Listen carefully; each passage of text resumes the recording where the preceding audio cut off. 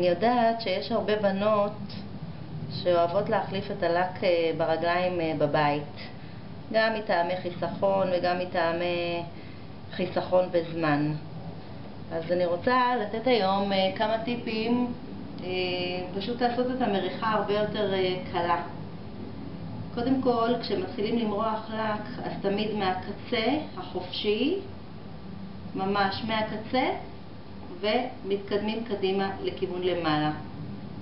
ככה ממש. ולהשתדל לא לגוע בקירות הציפורן כדי שהלק לא יישפך ויקלקל או יימרח מסביב לציפורן, כי כשמתחילים לנקות את זה, וגם מישהי לא יודעת לעשות את זה בצורה מקצועית, אז זה כבר נראה ממש לא טוב, ואז צריך להוריד ואז מתייאשים. אז ממש להתחיל, כמו שאמרתי, מהקצה וממשיכים כלפי הקוטיקולה, כלפי למעלה, כלפי האור הקרני. מקצה הציפורן מתחילים כלפי למעלה.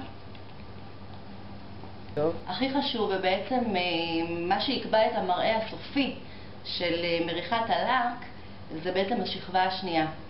אז שני טיפים בנוגע לזה. קודם כל, שהשכבה הראשונה לא תהיה יבשה לגמרי, אבל גם לא ממש רטובה. צריך לחכות בערך איזה 2 דקות עד שמורחים את השכבה השנייה. והשכבה השנייה זה בדיוק אותו דבר, עם קצת יותר לק על המכחול.